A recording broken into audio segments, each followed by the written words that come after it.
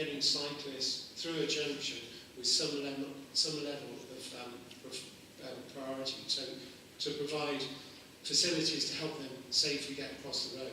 So this is a common feature that you see on most streets these days, to have a box where cyclists can sit and they can leave just in advance of the traffic behind them, and that's an advanced stop line. That's just one of many ways to get cyclists across a junction safely.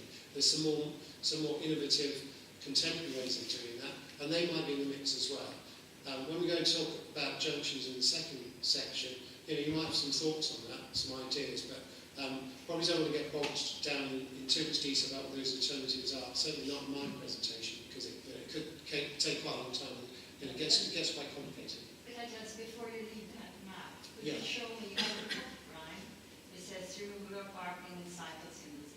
Where are the walkways with pedestrians? I don't see any pedestrians.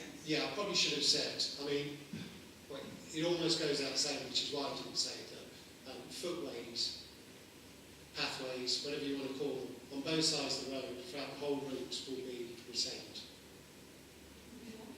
They're there at the moment. They're there. At the same time, it's about a meter. We'll go on to talk about the widths in the cross sections, and then part of the session afterwards is talk about footway widths. So. Can you just confirm that there's a northbound cycle route from Aldi basically out to it's on both sides of the road from Aldi? Yes. Yeah. So where you say is raised entry. So northbound from there, there's a raised cycle lane, so it's symmetrical on both sides of the road. Okay. Glenn, maybe all these questions you'll finish, but maybe you could comment on versioning. There was these type of schematics published, I think, by your organisation in June of last year. Is what you're proposing and we're discussing essentially that? Or if it's changed, where has it changed from the original? Yes. There might be an odd tweak. We did, following the board, I can't remember now. If there is, it's very minor, just on the... Okay, so it's the same? Yeah, I think it's just to make it clearer, basically, because the Constellation version was even more schematic, just to make it, So it's just trying to understand the baseline. The fundamental. Substantially, it's unchanged. Yes. And if you don't mind, a question for Richard. In Richard's introduction, you reported on the City Deal board meeting from June, which talked about two options for the junction at Histon Road. And the schematics as you describe are essentially the new proposal. I just want to have clarification. What's the scope of the discussion this evening? Is it only on the new proposal, or how do we handle this consideration of essentially the old versus the new? Well, first of all, I wouldn't use the term proposal. We put out some initial ideas, and the board has said we're taking those ideas. I don't think we're at the stage where we can describe this as a proposal. This process aims to take us forward to where we can develop a design that the board can then consider whether it wants to make it a proposal and put it out there to public consultation. So this is these are design ideas. They're where we are at this moment in time. Are we focusing this evening only on these new design ideas? No. I'll give you a brief when we come into discussion about what we want you to do. Yep. And I'll say a bit more about Victoria Road. Thank you. I think you listened to the earlier questions about the pedestrians. It wasn't really just about... We can't hear you. I think the question was not simply how wide is the pavement for the pedestrians on either side, but where can they cross? You show one pedestrian crossing for a very long stretch where you're talking about people living on both sides, where you're talking about crossing to the cemetery, where you're talking at the other end where there's a shop. Yeah. You're not accounting, you're basically not providing the necessary pedestrian crossing. Well, what I'm summarising here is, albeit in a slightly different format, what the current designs show. It's not necessarily what you agree with, or there might be suggestions on ways to improve it, or change the location. That's why we're here. But today's workshop is a talking about, what we're trying to do is split the workshop to focus on certain things, to try and keep focus. So this one, the intention is to talk about junctions, typical cross-section, how we might reallocate the space along the routes as a kind of principle, and bus lane lengths and junctions. So the next workshop is to talk about some of the other features, side roads, junctions, bus stops, and also crossings, location of crossing and type of crossing. So feel free to give your ideas and any kind of issues today, but yeah, it's probably the next workshop is probably more appropriate for that.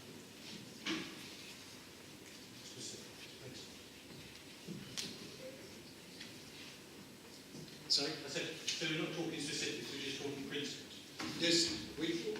What I meant there is if we take a typical cross-section, so typical as in principle, because obviously you can't have infinite cross-sections throughout the whole route. So each cross-section, which I explain in a minute, and Richard probably talk about, is intended to typify a certain length of the street. So that's that, and you can apply that to a class. So these are typical examples of what you were suggesting, we looked at and reviewed. Yes. Right. Yeah. As opposed to a specific idea. Sorry. As opposed to a specific plan for this thing. These are all just obviously just drafts. These are the current designs. Yeah. These are but the they will not necessarily be taken forward. You just want us to discuss and come to principles. We won't be taking these forward necessarily as they stand because the design process is still evolving. This is part of the design process. So, It's like the ping. it's a workshop. By its very nature, it helps to move things on. So quickly in summary, so we've got two signalised junctions. We've got these very short sections of bus lane and the southern end. That's really, you can look at these as part of the junction. That's really because of the band movements there. So it's not alongside an existing traffic lane. Well, it is in one direction, but the very short sections. It's not a typical bus lane. Raised cycle lanes along much of the route. This section of parking, on-street parking, which needs to be removed to achieve what we need here, what's proposed. Two crossing locations, as is. So that's that. So just looking at three examples of cross-sections, and these replicate what you should have on the table. So the first cross-section is just north of Victoria Road. So what these are showing here, at the top you've got what exists on the road. So this is looking northbound. So the way the arrows are facing there on the diagram. The one in the middle is showing what the current designs are showing, and then the bottom one is almost really for you to put pen to paper to say how you might apportion that space. So looking at the top one, what this is showing is we have 1.75 metre width footways on both sides. We have this strip of parking on the western side. As you look at it, there's a carriageway in each direction, traffic lane in each direction, and then the proposed is showing the footways will retain about the same width, but because you remove the parking, it allows you effectively to put in the southbound cycle lane. But acknowledging the fact that there's not really enough to do the same on the other side of the road, it's then how best to deal with cyclists mixing the traffic. It's not an ideal situation because you haven't really got enough room to do any kind of proper cycle lane. So then, how do we best provide for both users to make sure it's safe for cyclists and vehicles can still move down? So that's why here it's suggested this the carriageway is split with a 3.9 metre traffic lane on the northbound side and a 3 metre lane on the southbound side. Glenn, the 12 metres down there, the maximum thing, that is not current existing street. How wide is the street today? That's current, yeah. The one on top. The max is the middle top. The one on top. Yeah. Top one is existing. The middle one is too maximum. just say the final slide I showed. It's very simple, but it's constraints, and the constraints are the edges of the highway. So that doesn't change for any of the sides. Can I just say one thing, which is that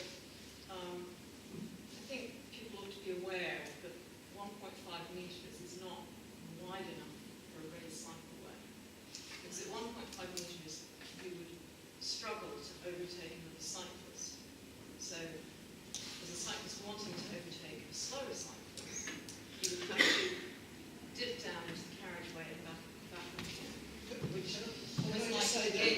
We're getting it all over the room. Can you just hold those back until I do a bit of an intro, and then if there are any questions then, because I'm conscious that we are running a bit behind time. That's all I was going to say. Yeah. Okay. Okay. So moving on. So that's the first one. The second one is near Radley Close, and opposite the garage. Is it the ATC garage? ATS garage? Yeah. So it's basically the same width. It's the same cross section, apart from at this point you don't have any parking, so you don't have to remove the parking. So the middle diagram there is the same proposed current design with the southbound cycle lane. You don't have to remove the parking. And then moving further north, so just north of Windsor Road, just south of the pedestrian crossing. Now this is where the width is a bit greater. Could you do my glasses? I can't even read that now. 14 metres, so we've got 2 metres extra. So what that enables you to do is introduce cycle lanes on both sides of the road by also reducing the footway slightly. It's 2.5 metres on the inside of the road at the moment, which by kind of common practice is is good, but it's even a bit more than you actually need. So that's that. So very, very quickly, just to make you aware of the some different ideas, different ways of mixing cyclists and motor vehicles. So what this shows, it's taken from some commonly used design guidance, is taken from one extreme, which is full separation of cyclists and motor vehicles, to fully integrated. So looking at the top there, this is fully separated. You might have seen this before. We get a curb, an upstand between the traffic and the cyclists. And then you have this feature which we call the raised cycleway, which the current design shows for Histon Road. You can have a similar thing, light segregation. These are called armadillos or badgers, these black and white things. And then you get the more traditional cycle lanes, which could be alongside the traffic lane, or in some cases a bus lane. And then you get the same thing with advisory cycle lanes. So vehicles are legally allowed to go into that cycle lane, whereas they're not with the mandatory lane, which is the continuous white strip of paint. And then a similar thing, but mixing cyclists with pedestrians in terms of separation. So this is where cyclists are allowed on the footway, albeit in this case with some kind of demarcation. In this case, it's a white line down the middle of the footway there. Or to the other extreme where it's fully shared. And it's this kind of principle actually that's proposed at the moment for the bus stop areas. We won't look at these now, but there is a plan with this on the table. So just to give you an indication, according to good practice and standards, what the minimum widths for these kind of different features are. And then finally, just to point out some key constraints, as I mentioned just now, we need to work between the highway's boundary, which in most cases is someone's fence line, or the edge of a car park where there's shops there. We also have to design, being mindful of access points from residential properties and from shops, and we have to facilitate that access. In this case, there's only really one, I think, although, if you know of others, please shout up through the sessions, but things that we need to be aware of as tying into. So in this case, at the top end, not for day session, but by King's Hedges Road, the new large development there, that will need to be tying into. And then finally, just to flag this up really, as I'm sure you're fully aware, underneath the street, underneath the carriageway and the footway, there's loads of utilities, gas, BT, what have you. The big stuff, the sewers and what have you, are normally underneath where the traffic goes, and the small stuff, albeit lots of it, is usually underneath the footway. If you lower the footway, it may be the minimum cover you've got some of those services is now is not enough, so it might constrain that. It doesn't mean you can't move the services, but there's a cost implication. Now, we haven't gone into that kind of detail yet, and it doesn't mean it precludes doing any of what's being proposed, but it's just to flag it up as a consideration. Okay, let's move. Okay, just a bit of an intro to the first discussion session, and tonight we heard a lot from us. This really the workshop is more about us listening to your ideas.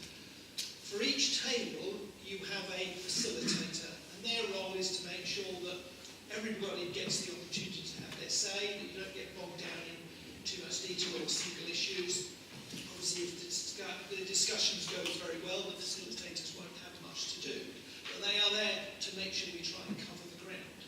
In each group, we would ask you to nominate somebody who can feed back some of your key ideas and some of your key concerns. So if you can identify somebody within each group. Can you also identify somebody who can act as a scribe? Because we want you to capture your thoughts and write them down on the plans or on the cross sections. But clearly, it helps us if you can write your thoughts down as clearly as you possibly can. So if you can persuade somebody to act as your scribe, to capture your thoughts as you go through the discussions. There are a range of officers here with various fields of expertise. If you have a burning question that comes out of your discussions or you want some advice, hold your hand up and we'll pull somebody who can give you some advice and help if we require it. Now to stress, what you have in front of you, you have a series of plans that show the current design ideas. You also have a blank set of plans. You can scribble all over them, making whatever comments you think are appropriate. Clearly, as I've stressed, try to make them as clearly as you can so we can read them and capture them. These are just design ideas. You may have a fundamentally different take on things. It's fair comment that not as a group of officers who are overseeing this scheme, we don't have consensus on all the ideas we put out. Vanessa, who is very interested in the cycling aspect of this, has some concerns about what we currently have on the table. This is your opportunity to reflect on that and give us your views. We're particularly keen today to look at the section through to Gilbert Road, from Victoria Road, to look at how we put those key elements together. We obviously want footways, we want cycle facilities, we have to manage traffic. We've shown you some current cross-sections, we've shown you our ideas on how those cross-sections might change. You may wish to take a totally different approach, so you have the opportunity to construct your own cross-section. If you do that, we also want to capture your thoughts about why you think that different approach might be a better way of doing it. You might also want to comment on why you don't like what's currently on the cross-section. So you're free to generate your own cross-section and to consider how you want to use that space. If we have a starting point here for discussions, you may take a fundamentally different approach. Clearly, we've only got a certain amount of space on each of those cross-sections. So that's one of the key things we're asking you to reflect on. There are other issues that might come out of this, like we don't have enough crossing points, the bus stops may be in the wrong location. You may want to make comments about that, but we would stress that the next workshop on this section of the road is going to go into those more detailed issues, reflecting on all the bus stops, all the crossing points, where we might have some landscaping. So I wouldn't want you to get into too much detail on that, but it's really looking at how we put these key elements together in whatever way you think is appropriate. We've mentioned about parking. That's quite a confrontational issue along here. I'm sure if you use that parking, you value it. Other people express the view that it would be better if we got rid of that. It frees up more space for other users. You may want to reflect on that and give us your views on whether we should or shouldn't take away the parking. So you have a totally free agenda there to create the layout of the street as you see it. Obviously, we're running a bit behind time. I'll give you some warning as we get to the end of the first session, and we'll have some tea and coffee that hopefully we'll have beforehand. Before we get into your discussions, are there any questions people want to raise? Is there any? Yes, do we? Here's a question. Felt tips, we have some felt tips that we can hand out. And obviously I think they're coloured felt tips, aren't they? If you could try to follow the colour conventions that we've used on the cross sections, that will help us. But as I say, if you don't want to stick to that script, you can make up your own script. Anything that's in color on these maps is within the realm of the highway authority. Yes. So that's, as we're up to. Yes, we're showing the cross sections that show the highway environment. Is there any front gardens, say, infringed by the scheme? On this particular section, none of the initial ideas goes outside. We've worked solely within the highway boundaries we have. On the next workshop, when we look at the northern section, it'll be a different case. But today, we're not proposing to go outside of the highway boundaries. It's very much working within the existing highway boundary. So if you start designing 5 metre wide cycleways and footways, the question would be, well, where are we going to get the space from? Clearly, I think there's very little opportunity to take space. One of the things that are concerned with the area is that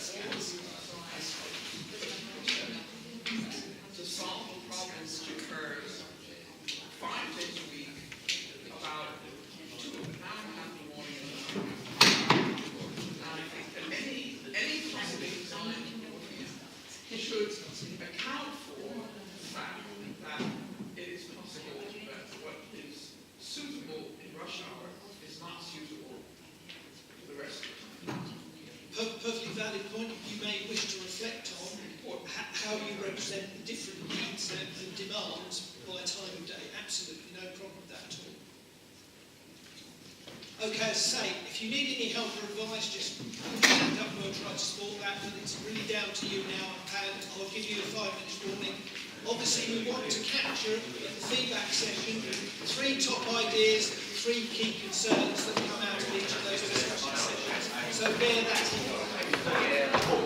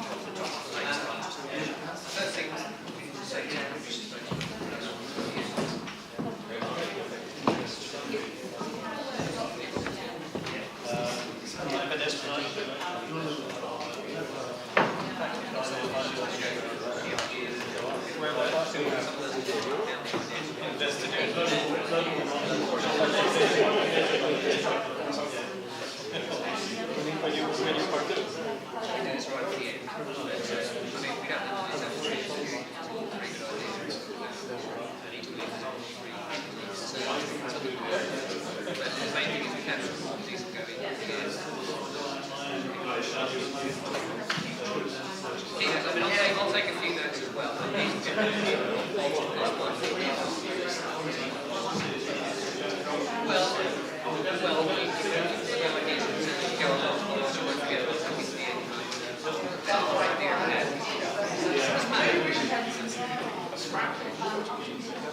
Probably grab one of the.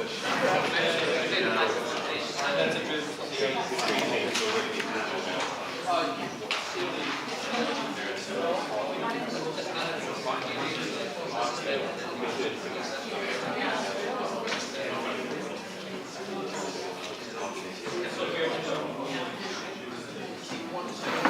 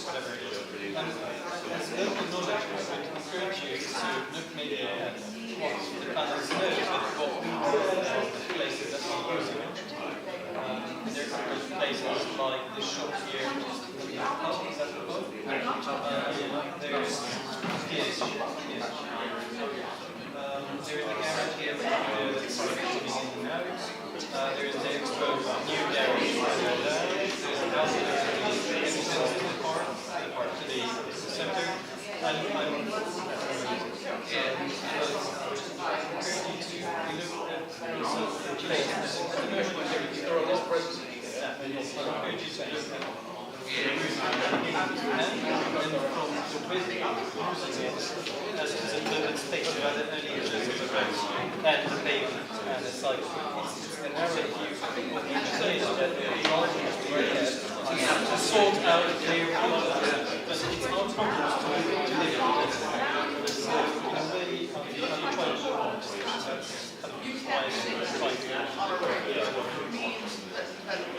Sections back to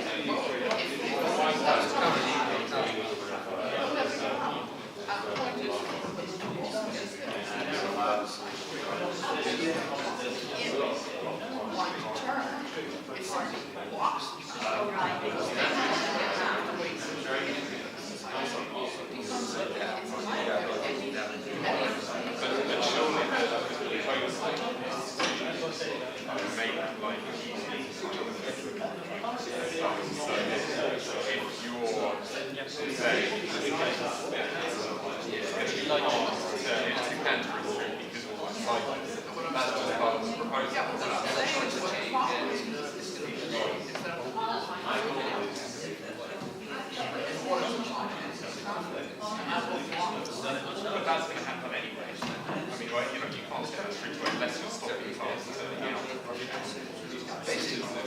Both, whatever cycle lane configuration you've got, the car has to pass. And as a cyclist, I will not use the cycle lane